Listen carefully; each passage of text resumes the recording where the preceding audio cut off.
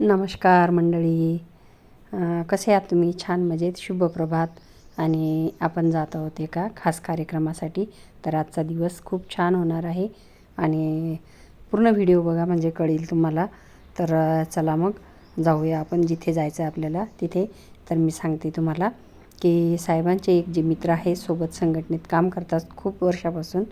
तर ते आता रिटायर होत आहेत आणि त्यांचा आहे आज सेवा सत्कारपूर्ती सोहळा.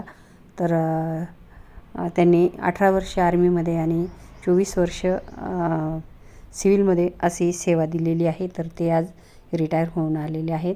तर चला आपण आलो आहे त्यांच्या घरी आणि आम्ही थोडं अगोदर आलो आणि आता येत आहेत प्रमुख पाहुणे.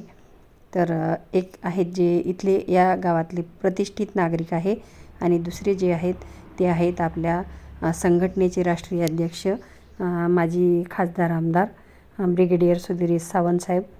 तर ते आलेले आहेत. त्यांच्या स्वागतासाठी सर्व मंडळी जमलेली आहेत आणि थोड्याच वेळात आता त्यांना आत घरामध्ये नेऊन त्यांचा सुरुवातीला फुलांच्या वर्षावात स्वागत होईल आणि नंतर मग आतमध्ये बसवून चहा पाणी होईल. नंतर मग कार्यक्रमाला सुरुवात होईल. तर आता चला तर चहापाणी आटोपलं, कार्यक्रमाला सुरुवात ही झाली आणि वाजत गाजत मिरवणूक निघालेली आहे आणि मी थोडं अगोदरच समोर येऊन बसलेली आहे कारण उन्हामुळे मला थोडं जमत नव्हतं, त्यामुळे मी समोर आली. तर मिरवणूक येतच आहे आता आणि इथे होणार आहे छत्रपती शिवाजी महाराजांचे अश्वारूढ पुतळ्याचं पूजन. तर इथे आता थोड्याच वेळात ही मंडळी येणार आहे आणि पोहोचले आहेत मंडळी आणि त्यांना फुलांचे हार घालून आणि त्यांचा पूजन होणार आहे. तर आता आलेले प्रमुख अतिथी फुलांचा हार घालत आहेत महाराजांना.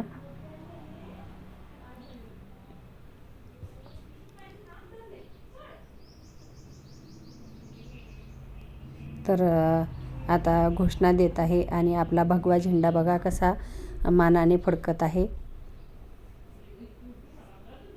तर इकडे झालेलं आहे सर्व घोषणा वगैरे देत आहेत आणि नंतर आता पुढील कार्यक्रमाला मार्गस्थ होत आहेत आणि मिरवणूक समोर येत आहे. तर आलोय आपण आपले जे आहेत पदाधिकारी संस्थेचे त्यांनी आणि ज्या सत्कारमूर्ती ज्या सैनिकांच्या संघटना या ठिकाणी उपस्थित झालेल्या प्रभाव केला आणि विशेष म्हणजे त्यांनी दिलेलं आहे सन्मान चिन्ह आणि साहेबांनी आपल्यासोबत त्यांचे पूर्ण आयुष्यातले अनुभव शेअर केलेले आहेत. त्यांच्या भाषणातून त्यांनी पूर्ण जीवनपट आपल्या समोर मांडलेला आहे. तरी स्पेशली कृष्णराव देशमुख साहेब जे त्यावेळेस आपल्या संस्थेचे प्रमुख होते, त्यानंतर चिमसर असतील, खूप असे अनुभव असतात जे अंगावर काटे आणणारे असतात. जगण्यासाठी जो मंत्र दिला की मेहनत केल्याशिवाय आपल्याला जीवनामध्ये काही मिळत नाही आणि आज त्या गोष्टीचा मला साथ अभिमान अशी परिस्थिती त्यावेळेस निर्माण झाली. 2004 मध्ये ज्यावेळेस मी रिटायर झालो, यांचा हा जीवन प्रवास जो असतो तो अगदी एखाद्या हिरोला साजेल असा असतो.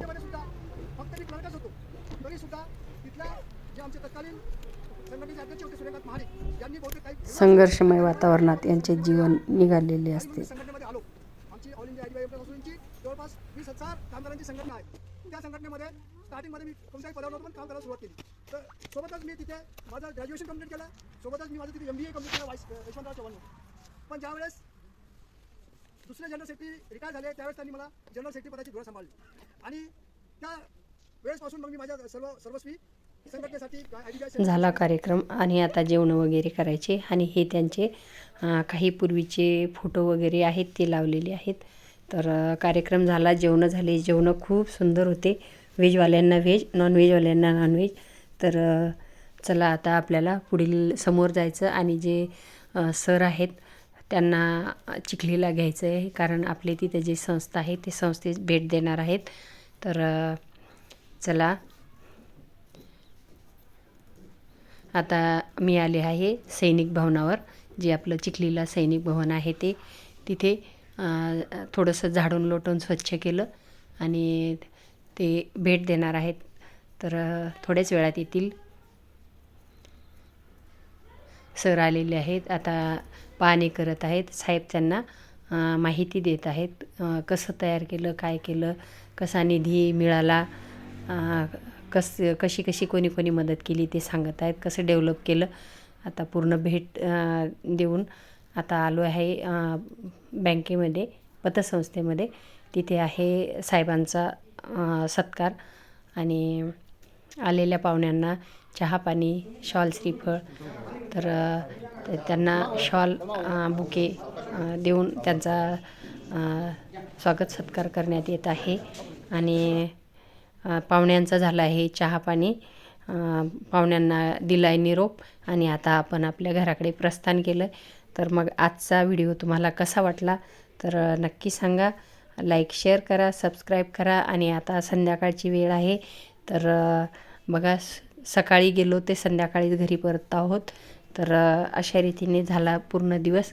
तुम्हाला कसा वाटला आजचा व्हिडिओ तर नक्की सांगा. लाईक, शेअर करा, सबस्क्राईब करा आणि कमेंट पण करा. चॅनलला फॉलो करा. धन्यवाद.